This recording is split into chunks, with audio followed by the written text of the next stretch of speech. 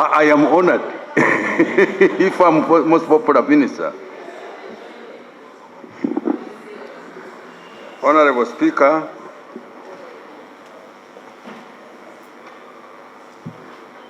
I will move a motion for resolution of Parliament to approve the proposal to borrow up to euro 270 million from African Export-Import Bank and up to euro 230 million from EcoBank Uganda Limited and Development Bank of Southern Africa Limited to finance the government of Uganda budget for financial 24-25. Right Honorable Speaker, in line with Article 159 of the Constitution of the Republic of Uganda, 1995, Sections 34 of the Public Finance Management Act 2015 as amended, and the old Rule 155 and the new Rule 162, Part 1 of the Parliamentary Rules of Procedure, I beg to move a motion for a resolution of Parliament to approve the proposal by government to borrow euro 270 million from the African Export-Import Bank and up to euro 230 million from EcoBank Uganda Limited and the Development Bank of Southern Africa Limited to finance the government of Uganda's budget for financial year 24-25. Is the motion seconded? Seconded by government. For this running. Yes, she has asked me a question. This is not going to be financing the coming financial year.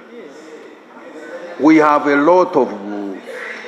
It is for us to finish the budget 2024-2025. Yes, Madam Speaker. And when is the financial year ending? Well, if you give me the authority, this money will go out to the spenders. Thank you. Before the weekend comes.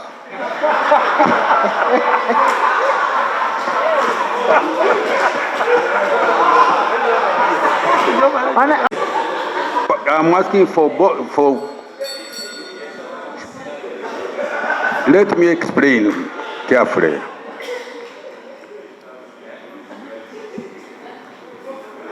Listen. Let's just listen to each other. Honourable members, let's listen to the minister. There are expenditures now in the Treasury which we need to pay. Yeah, with the scientific means these days. Yes, by the end of the weekend. Yes. You can go and check on the Treasury. So you go. If the money is for the current year, the minister was right that the money was appropriated in 2024. Yes, it is for the current budget. Thank you. Given the urgency of this law, it is crucial for this House to give due consideration for its approval. I would not be a roadblock. But Madam Speaker, you are the custodian of the rules. Now that it is not going to be under normal procedure referred to the relevant committee, rules are being suspended, I would implore your chair to consider the rule that requires you to ascertain the members present whether they form quorum for such an important decision to be made, Madam Speaker, so that we do not find ourselves on the wrong side of the law. Let's establish the number which is there both on Zoom and physical. We are going to establish it. Yes, Gonzaga.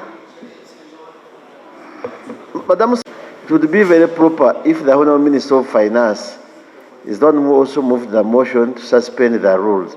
Because the Honourable Baka, the justification is giving is not proper. After having passed the UPDF bill in one day, what is the justification? you can't be the right person. Honourable, just remind me, what did the Honourable Baka say? That there is no time and there is urgency. And I don't agree with him, but how is that related to the UPDF?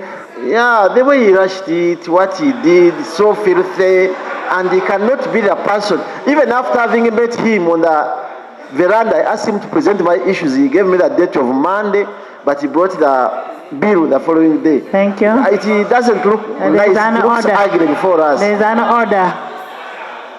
Right Honourable Speaker, I thank you for this opportunity. Right Honourable Speaker, before my committee is one of the reports on our debt management. You are speaking to a minister who has undispersed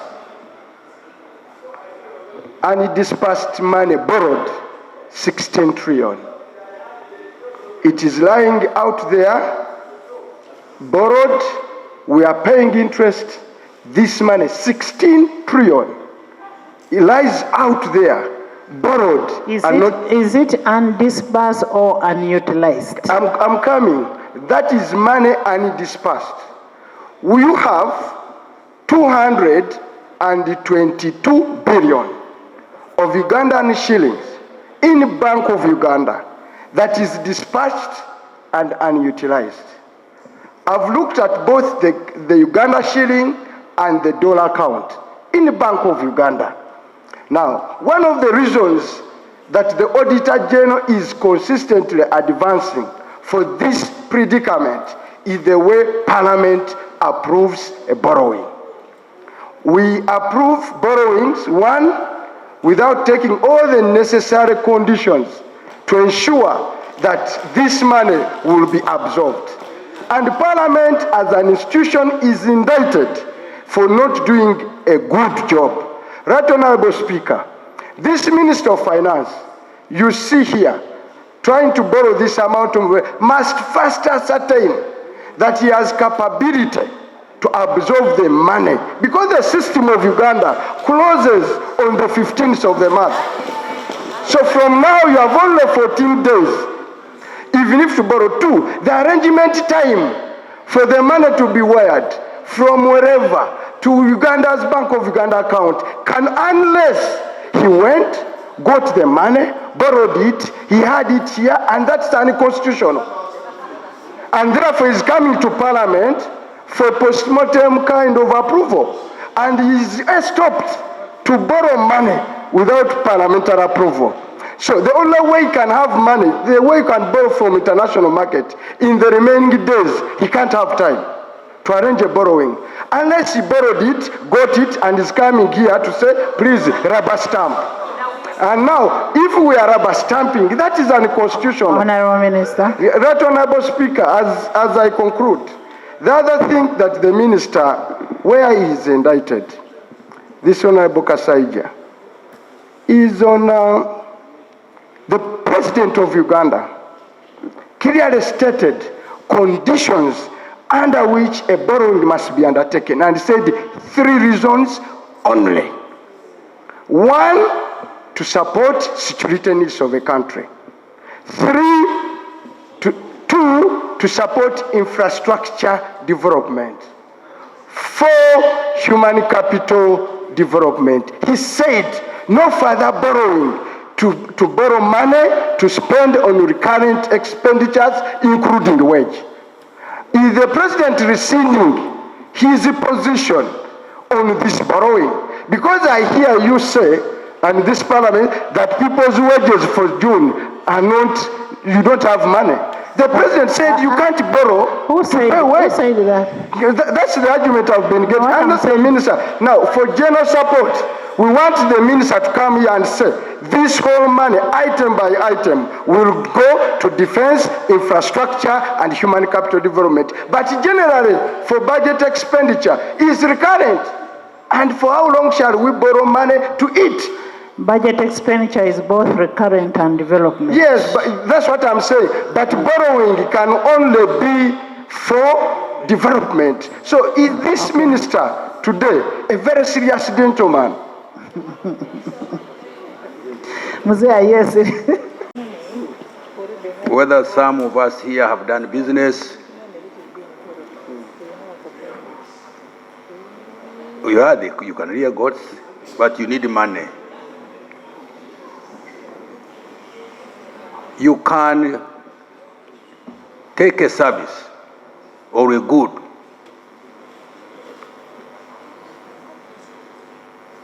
and this is what the government is undergoing. We have a number of pending invoices who has been traveling on the road between Mitiana to Movende. Anybody? Is that road? You are there. Honorable Zake is there, Honorable, Huh? Honorable Is Margaret. that road comfortable? Yet there is a contractor. That's what you are telling you. Yes, I failed to pay him because I did not have the resources. So now the year is ending. The suppliers, the debtors are demanding for the money. So really, Honorable Kivumbi, it is not money which we have cham. No, this money is... Actually, the contractor is on the road. He has been Yes. there on the road. We need it to be, he has to be paid. And we do not want to carry it to the next financial year when the opportunity is available. Thank you. Honorable Query, then government. Where it was, there between the bank and the lending institution and government, there is a middle entity called the agent, who is going to get free money. But as an agency, is there to arrange the money and to carry away part of this money. When this loan request was supposed to be brought, when were you supposed to bring it? Because in my view, and when you look at the law, the PFMA, you're bringing it at the wrong time. It was actually supposed to be brought before us passing the next annual budget, before consolidating all the supplementary budgets that we did, and before us passing. The deadline was the 20th of May, which passed for us to consolidate. That is the response that the government chief whip gave because of the protracted negotiation that they've gone through, which has taken all this long. Yes, so us passing it right now, we're actually breaking the law as Parliament, passing it after consolidating the budget, the PFMA and the Constitution. You cross-check. Honorable Minister, maybe you do not have the PFMA with you, but we were supposed to pass it before the 20th of May, before us looking at and the Committee of Supply approving the next annual budget. Classify it later on.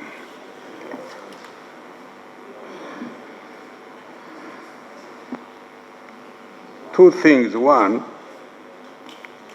we are having, as I said, pending invoices. Pending invoices. We raised this, the invoices were raised in the hope that would be able to get this money. Unfortunately, the lenders, they dragged their feet. They dragged their feet. If we had closed with them 2 months or 3 months behind, there would be no, I would not be standing here. Now, if we do not pass these loans, we are going to default.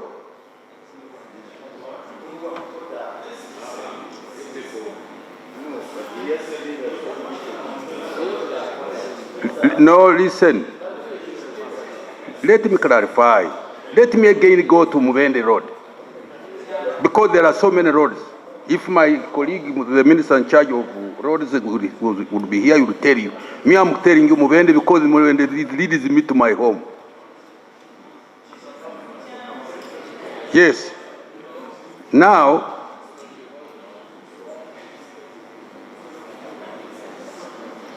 money ran out of that project. Specifics we can give, but I will tell you that the trend itself. So, when the money got finished, the contractor laid down his weapons. Oh yeah. You can go and ask him.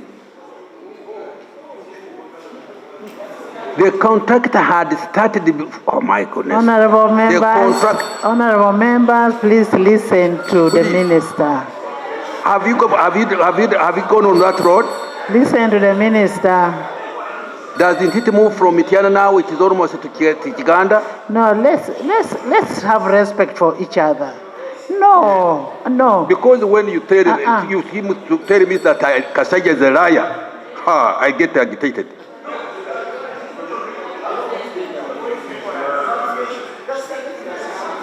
Tell me how I have lied. Madam Speaker, let him tell me how I have lied. You can get a contractor before getting the money. So when you say that the road is not going on because you don't have the money, it's not proper. You are a liar. And I'm insisting on that. Because can you inform this house that you contracted a company to work on Mitiana Road without getting the loan? You first get the money, you get the personal loan, then you go for the process of getting the contractor. So why are you a liar? Honorable members, I want to refer you to Supplementary Schedule 2, which we passed in March, and in that resolution which was there, the money actually the minister is laboring to talk about was in the supplementary. Money for the road. This total borrowing, if you convert it in Ugandan shillings, is 2 trillion. I'm not speaking about the money. It's 2 trillion. Now the Mitiana, which is being blackmailed on us, and you know there's a blackmail. Honorable Chivumbi, I'm not speaking about the money of the road. What I am speaking about is the money that we approved in this house, where we said external borrowing euros 230 million. External borrowing, we approved it. So what the minister is coming now here is to say we have got the money. So the money, these are the terms. The document is here. Maybe you need to look at it. Right, Honorable Speaker.